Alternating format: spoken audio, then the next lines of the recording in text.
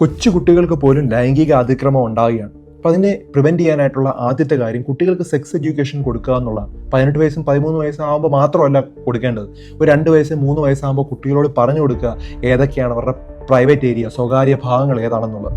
ചുണ്ട്, അതുപോലെ നെഞ്ച്, കാലിൻ്റെ ഇടയിൽ, ബട്ടക്സ് എന്നുള്ള ഏരിയയിലൊന്നും ആരും കാണരുത്, അതുപോലെ ആരും തൊടാനായിട്ട് അനുവദിക്കരുത് എന്നുള്ള രീതിയിൽ പറഞ്ഞു കൊടുക്കുക. അമ്മ കുളിപ്പിക്കുമ്പോൾ ചെയ്യുന്നതല്ലാതെ അച്ഛൻ പോലും ആവശ്യമില്ലാതെ അവിടെ പിടിക്കുന്നുണ്ടെങ്കിൽ അത് ഉറപ്പായിട്ടും വന്ന് വിശ്വാസമുള്ള ഒരു വ്യക്തിയോട് പറയണമെന്നുള്ള കാര്യം കുട്ടികളോട് പറഞ്ഞ് മനസ്സിലാക്കുക. പലരും ഗെയിംസ് എന്നൊക്കെ പറഞ്ഞ് കുട്ടികളെ മുതലെടുക്കാറുണ്ട്.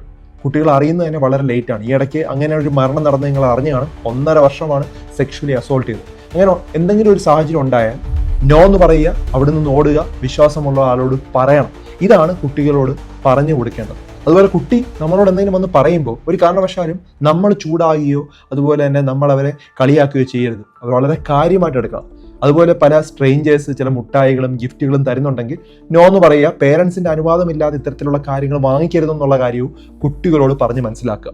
ഇനി കുട്ടിയുടെ പ്രൈവറ്റ് ഏരിയയിൽ എന്തെങ്കിലും മുറിവുണ്ടാവുന്നുണ്ട്, അതുപോലെ തന്നെ കളറിൽ വ്യത്യാസമുണ്ട്, അതുപോലെ റിക്കറൻ്റ് ആയിട്ട് യൂറിനറി ഇൻഫെക്ഷൻ ഉണ്ടാകുന്നുണ്ടെങ്കിൽ നമ്മളത് ശ്രദ്ധിക്കേണ്ട ഒരു കാര്യമാണ്. അത് ഉറപ്പായിട്ടും അത് ശ്രദ്ധിക്കണം.